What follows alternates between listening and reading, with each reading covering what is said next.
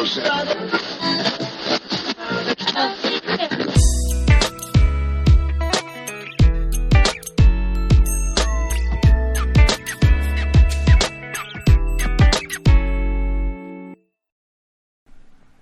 everybody, and thanks for listening to the Pre-Accident Investigation Podcast. This is a safety moment. Today's safety moment is a challenge for you as a leader. How do you lead good people into safe work? And what is your role as a leader? Well, I think there's a couple characteristics that come to mind. One is you have to constantly be learning. You don't know what you don't know. The irony of that statement is you can't know what you don't know because you don't know what you don't know. A good leader is constantly learning how his or her systems function within the organization in which they lead. If you want to know how work's done, you talk to the workers and you understand realistically how work happens. Leadership involves learning.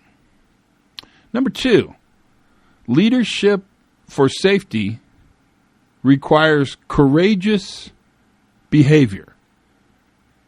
You've got to have the courage to step forward and actually move your organization to a place where you're willing to protect your workers in order to gain information.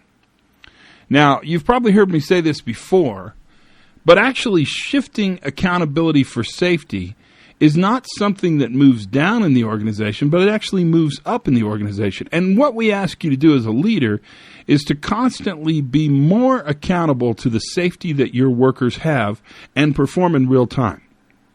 To do that, you've got to be brave enough to understand that you cannot punish and learn at the same time. You can either learn or punish, but you can never do both. To realize that in your organization, you must be brave enough to come to the defense of your workers. Before you act, you must know.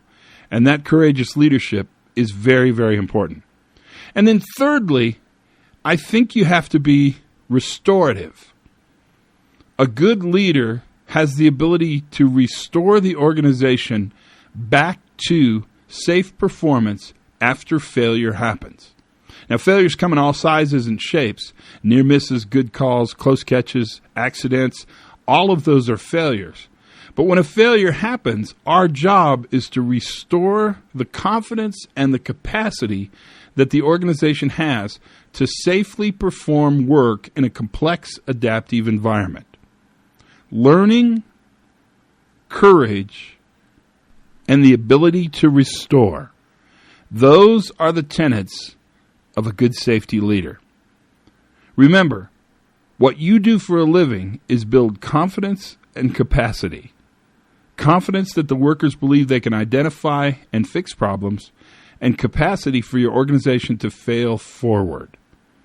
That's the safety moment for today. I hope you enjoyed it. It's always a pleasure having you on board. And as always, thank you for listening, and thanks for telling your friends, and thanks for subscribing.